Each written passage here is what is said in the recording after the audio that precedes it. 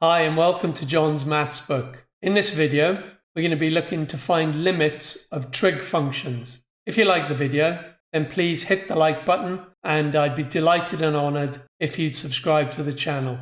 Without further ado, let's go over to the whiteboard. We're going to look at finding the limit as x approaches 0 of some trig functions. And in so doing, we're going to use two well-known limits for trig functions. These are the limit as x tends to 0 of sine x divided by x, which is equal to 1, and the limit as x tends to 0 of 1 minus cos x divided by x, which equals 0.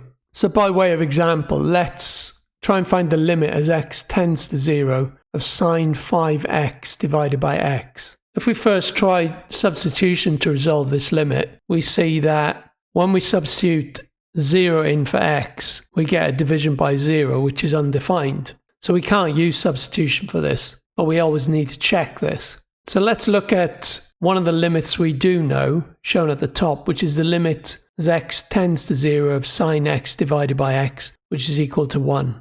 Now in our limit, we have sine 5x divided by x. So we need to get this into a form where we can substitute our known limit and simplify the solution. So now if we multiply both numerator and denominator by 5, we get 5 sine 5x divided by 5x. Now we know that sine of x, or sine of an angle divided by the angle, is equal to 1. So now we have it in the form where we can substitute using this limit as x tends to 0. So we can substitute 1 for sine 5x divided by 5x. And this leaves 5 times 1, which is equal to 5. So the limit as x approaches 0 of sine 5x divided by x is equal to 5. So now let's try and find the limit as x tends to 0 of sine 3x divided by 5x. So first of all, let's test the substitution method to see if it works. And as we can see, when we substitute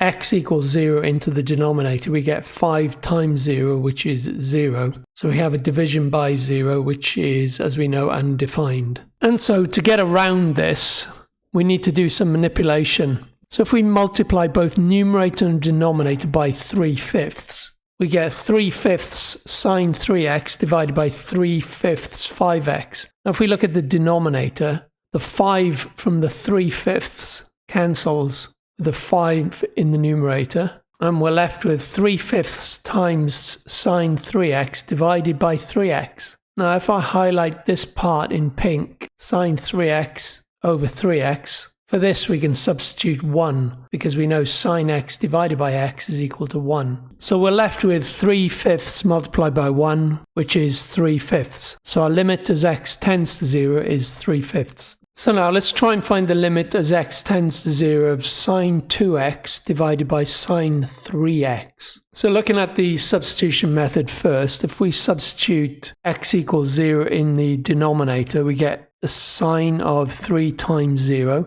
which is the sine of 0, which is 0. So we'll have a 0 in the denominator, and as we know, that'll be undefined. So we need to try something else. So what we can do here first is to multiply both numerator and denominator by 1 over x. Once we've done that, we can treat the numerator and the denominator separately. So looking at the numerator, if we multiply by 2 divided by 2, which is effectively 1, and we multiply the denominator by 3 divided by 3, which is also 1, we now have it in a form where we can do some substitution. So I've rewritten the numerator and the denominator, and as you can see in the numerator we've got sine 2x divided by 2x. Now for this we can substitute 1 because we know that sine of x divided by x, and that's any multiples of x, is equal to 1. Similarly with the denominator we have sine 3x over 3x.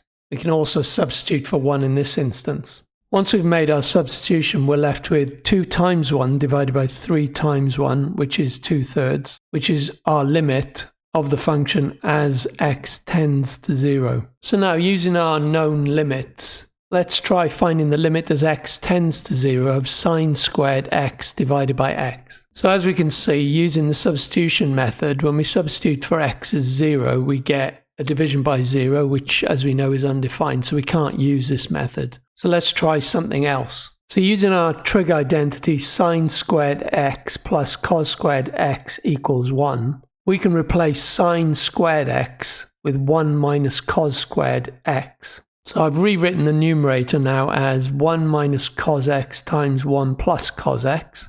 And we know that the limit as x tends to 0 of 1 minus cos x divided by x is equal to 0. So this part here is 0. So we end up with 0 multiplied by 1 plus cos x, which of course equates to 0. So let's look at one final example. Let's look at the limit as x tends to 0 of tan x divided by x. Again, substituting for x equals 0 will not work, as we get a division by 0, which as we know is undefined. Now we know that tan x is equal to sine x divided by cos x. So we can substitute this into our original expression. So we get the limit as x tends to 0 of sine x divided by cos x multiplied by 1 divided by x. So we now have it in a form where we can substitute for sine x divided by x, because we know that the limit as that tends to 0 is 1.